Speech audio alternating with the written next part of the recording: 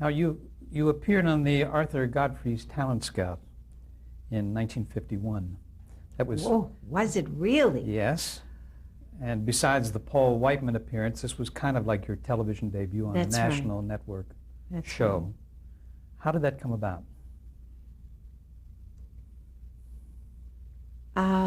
Dear. Arthur Godfrey was a major star at that time. He, television and radio, simultaneously. I think he was possibly one of the biggest American stars in the world. The Arthur Godfrey talent show was something that I wanted. And So you were watching that show every week? yes, because I felt it was something that I could do. I was in the High School of Music and Art, and my friend, whose name was Alyssa Oppenheimer, we rehearsed sometimes together, and she played a lovely song called Tenderly, which became a hit by Sarah Vaughan, major hit, and I tried to emulate Sarah Vaughan, and we decided that we were going to audition for the Arthur Godfrey show. So we did, and we filled out this card, and we called ourselves Oppenheimer and Johnson, and the card goes in, and they come out, and they call you in that little waiting room, Oppenheimer and Johnson, and we went inside, and everyone thought it was hysterically funny because they thought they were going to see an old comedy team, Oppenheimer and Johnson, and then walk these two 17-year-old girls, or 16, whatever we were. And I was fortunate because they asked if I would come back again without my friend Alyssa, and she was thrilled for me, so much so that she called me in the middle of the night, and she said, you know, your name, I'm going to change my name, and I think you should change your name. And I said, I don't care about my name, I just want to get on the show. No, she's very important, because Diane Johnson, it's too boring, and Alyssa Oppenheimer is too boring, and I think I'm going to become Lisa Collins, and why don't you call yourself Diahann Carroll? Take your first two names, invert them. And I said, fine, whatever you want. As always, I was more about the work of it. I thought if the work is good, they'll remember your name. I don't care what your name is. But that's where I got my name, Diahann Carroll.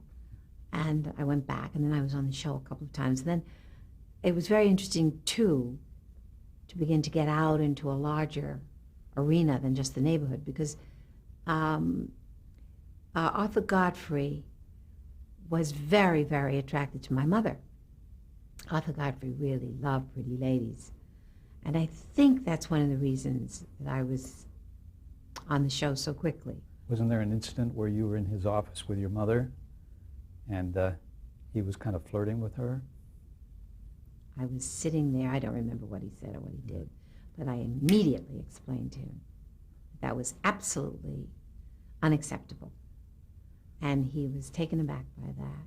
No one had ever told him that. Probably. I don't know. But I think when something is done out of a kind of honesty and a kind of truth, that even if you've been getting away with I don't know what, you recognize it. So I think that was part of the attraction to my mother and myself. So then you did the Talent Scouts, and did you win the night that you were on? Yes. And what was the prize? Well, I remember I was able then to do the Arthur Godfrey radio show, which involved the McGuire sisters. That's where I met the McGuire sisters. And Phyllis, I think, went on to become the most infamous of the three girls.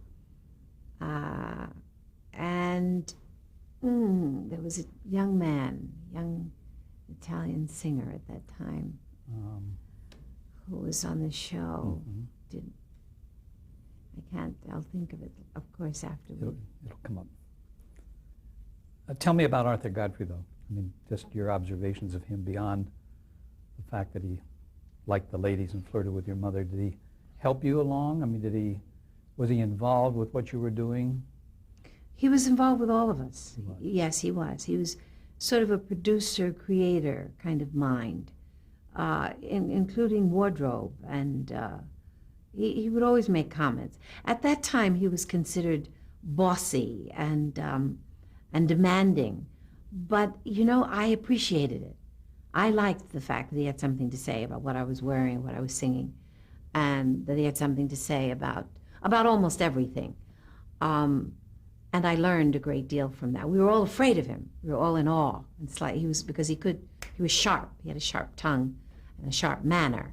But I didn't care as long as I was getting information. And then again, very strange, but there's something about my upbringing that whenever I was in the presence of that kind of I will control, I always spoke my mind. I always said, there's another way to work. We don't have to work this way. I will probably receive more information from you. I remember what happened with Otto Preminger. I remember it happened with Sam Goldwyn. I want to get to those things too. Tell me about the Talent Scout show. Was that telecast from a theater in New York? Or a studio? The radio show came from a studio. I think it was NBC he was at that time, I'm thinking. And the television show was CBS. Was CBS, so then it must have been CBS. Were you nervous radio. that first time you had to go on the Talent Scouts? Were you scared? Do you remember that night? I'm trying to remember. There's always a strange thing about fear. There's a certain kind of fear that you need, that you have to have. And I realize now that that is the kind of fear that motivated me. I wanted to be out there in front of the public.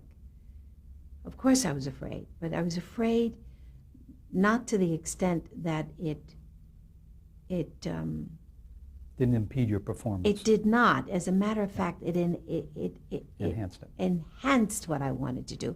It enabled me to want to conquer the moment, I suppose, is what happens to a lot of people in my business. Do you remember what you sang that night for the Talent Scouts audition? For some reason, I was a young woman who was in love with the song, Why Was I Born? It seems to me I sang it wherever I went.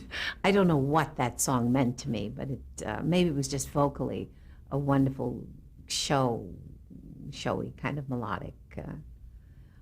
I probably sang Why Was I Born? Or maybe More Than You Know, something that was very heavy romantic.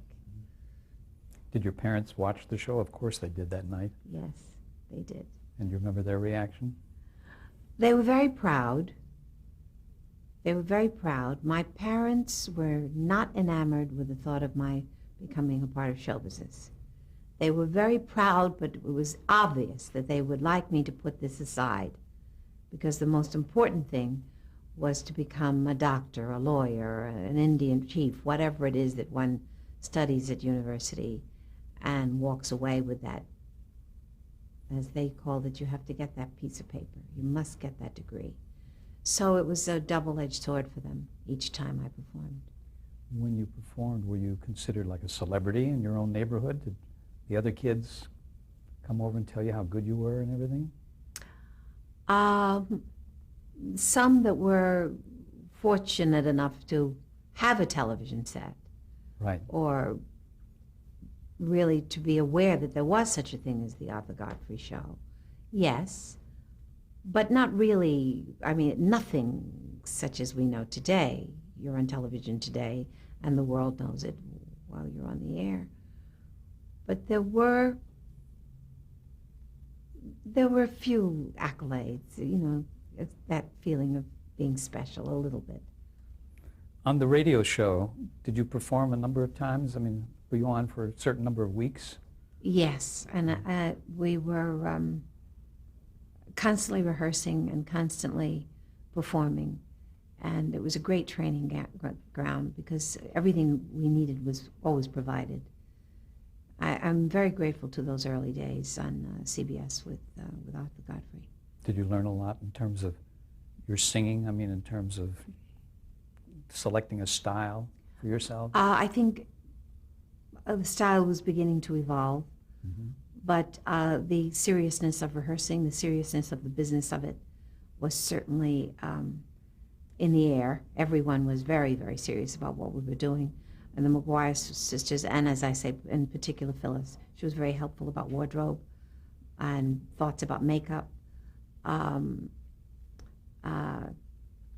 Grooming was very important to Arthur Godfrey. So, as I say, it was a great training ground. I was very young. It was a great place to be. But you could do that and go to school at the same time. Absolutely. Yeah. Absolutely. Nothing was more important to my parents than my going to school. And if the choice had to be made between going on the air or going to school, there was no question. Did that ever come up that way? I'm sure it did. Yeah. Now, in 1953, you graduated from high school. What were your career goals at that time? And I'm sure you felt your parents' influence about going to college, right? Yes. I think I've been telling a little fib. I thought it was 1954. What All could right. be. You know, a year becomes very important after a certain point in one's life. There was never any doubt that I would go to college. That was what my father worked for. That was what we talked about. And Howard University was their dream for me. Howard University was the most important college, black college in the United States at that time. And that was exactly their direction. When I announced that I did not want to go to Howard University, once again a family conference, it was an experience that they had so looked forward to for me, going to Washington, being in an environment of learning that was run predominantly by blacks and concentrating on the information that should be given to all Americans, but at that time it was given in the black universities. And I said, I can't go. I can't leave New York City. And finally we decided that I would go to NYU, and I would be allowed during that time to model so that I could help with the financial situation. What did you study there at NYU? I studied, and I think today I still have incompletes in history, psychology. But you hadn't selected a major. It would have been psychology, Mm-hmm. most assuredly. I was always interested in younger people and their emotional problems.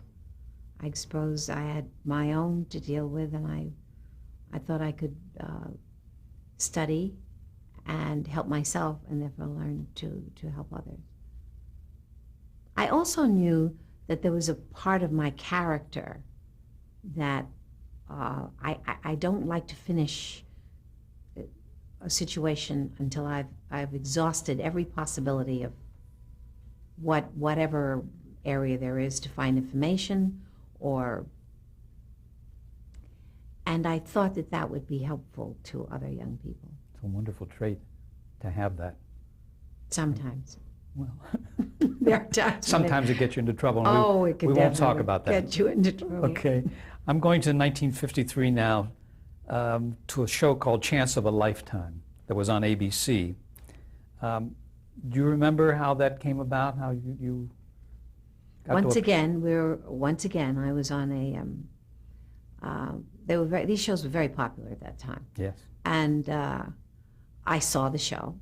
I auditioned for the show. And it's always a learning process for the show as well as for me.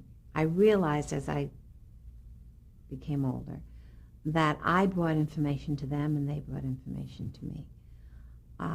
The exchange was important. I remember Dennis James, who was a wonderful man and wonderful to me, who wrote this beautiful introduction for me. And it was all about the fact that I'm black. And I said, Dennis, I think the introduction is beautiful, but there's some things about it that are a bit obvious. I mean, the minute I walk on stage, I don't think they're going to perceive me as anything except black. So what are the other things that you see when you see me? What are the other things that you think about when you see me? Could we include more of those in the introduction? And that was the beginning of a friendship. And that was at the age of 15 or 16 that you... Something like that. Always had a big mouth. Pretty heavy duty for someone that age. Well, maybe, but if we are aware of the complete separation and how much I resented it, I dealt with that kind of thought process daily. This was not just an incident that provoked it in me. It was something that I dealt with hourly, moment to moment. What was your acceptance like on that show, on Chance of a Lifetime? And did they treat you well? That went very well. Yeah. And I won a Chance of a Lifetime for three consecutive weeks, right? So there was this business of $3,000 to be dealt with, and my parents once again had to say, we're willing to allow you to take the $3,000 to use it for your career, but you have to remember that you will come back and you will have to continue your education. We'll allow this, but you must remember that your education has to be completed. Well, now you've appeared on Arthur Godfrey's Talent Scouts and been on the radio, and now you've been on television with Chance of a Lifetime. What was your impression of television? Were you seeing there an opportunity for yourself to perhaps come in and make a career out of that, or were you still interested in the modeling and school and singing? Well, I really wanted it all. Mm-hmm. If there had been a way to continue with pursuing my degree, I would have done that as well as pursue the career. And I loved the exposure of television, because television was growing constantly. So the exposure meant, it meant jobs, it meant more exposure, it meant going out into the workplace. It meant flying to Hollywood because someone had seen you on television to do another television show that was shot in California. It meant excitement. It meant it was good. But it was how very was it good. to be a black performer in 1953 on television? I mean, were there opportunities? Very few. Mm-hmm. And for many years, I arrived in this town, and I asked if I could be the first performer on the show, so that I could catch the red eye and get out of here. Because there was something about being in the vicinity of television and film, knowing that there was no place for you. There was just more rejection than I could bear. So I left immediately, after the performance, of course. And they listened to you and put you on first? Yes, and I was quite honest about, I'd just like to leave this town. Mm-hmm. Well, one of your prizes on Chance of a Lifetime was a week's engagement at the New York nightclub, the Latin Quarter. Was this the first time you ever performed in a nightclub? Yes, it was. Tell me about your experiences, what your feelings were about that. This was a very important nightclub, the Latin Quarter. It was run by a man whose name is Lou Walters, whose daughter is Barbara Walters. And it was the nightclub in New York City at that time. The fact that they affiliated themselves with Chance of a Lifetime was, for me, glorious, because when you are chosen as the winner, there's more grooming by the Lou Walters office. There's more attention paid to the music, to the orchestrations, to the presentation, so that when you appear at the club, you are as professional as they could possibly make you. So it was a very beneficial situation for performers like myself. That's where Christine Jorgensen, who was an international incident in the world because of her sex change. She was a man who became a woman. That's right. And Christine decided that I should be taught the proper carriage and how to bow. And so I arrived early every evening so that she and I could go through the routine of walking on stage and what the business of carriage meant to the audience. And that is how you convey to the audience who is in charge without causing friction. It's not to make them hostile towards you, but there's a way to say to them, I'm doing this and you are going to watch me. You're going to participate by your silence, but I am in charge. That was a fine line, right? Yes. It takes a while to learn. Do you recall, because so many times in those nightclubs when a performer would appear, people would talk and drink and do whatever else they were doing and not give them the attention. Do you recall that you got their attention? I recall that most of the time, even as a youngster, I got their attention. Then I was very aware of the fact that there were times when it was, it was a lost cause. It was that was a drinking, smoking period in our history. So our audiences very often were rowdy.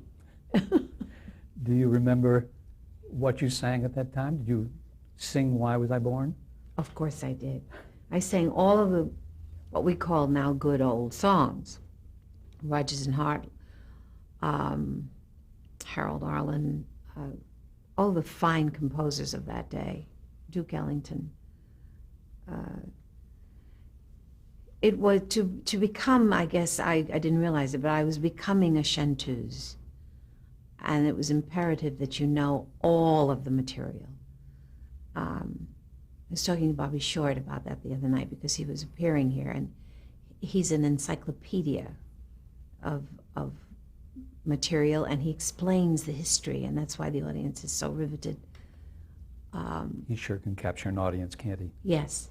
Yes, and he knows how to walk that line with perfection. It was a growing period, good period. You were helped out too by a man at the Latin Quarter by the name of Chuck Wood. Very much so. Who became very important in your life. Very much so. Tell us about that. He was a very, very dedicated man, very loving man, very dedicated to theater. And all of a sudden, very involved in my life. He wanted to make sure that I understood all the classics. And he took me to the theater almost every night to see whatever. It didn't have to be a drama, musical. And my parents were very comfortable with that. And very often I would stay in New York City with Chuck. Chuck made my parents comfortable primarily because his sexuality was not heterosexual. And I became his baby sister, this big German guy with blonde hair and blue eyes. What did he teach you? More than I could ever tell you. First of all, I rehearsed every day, all day. We rehearsed in the morning and we broke for lunch. And then we came back and we discussed what we rehearsed in the morning, and then we would rehearse until dinner. And very often then we would call my parents and explain that there was something that I had to see in the theater. We'd go to the theater, then we'd go back to his place. He'd make a fire, give me something to read, go in the kitchen, he would cook, I would read, he'd come out, he'd discuss it with me. If it was a play, he'd run the scene with me. And then after supper, he'd throw a blanket over me and say, now you can rest. And very often the day started at 9 and ended at 1. What an education. And he did all that because he cared for me. And he never really wanted me to work nightclubs. He wanted me to work only theater.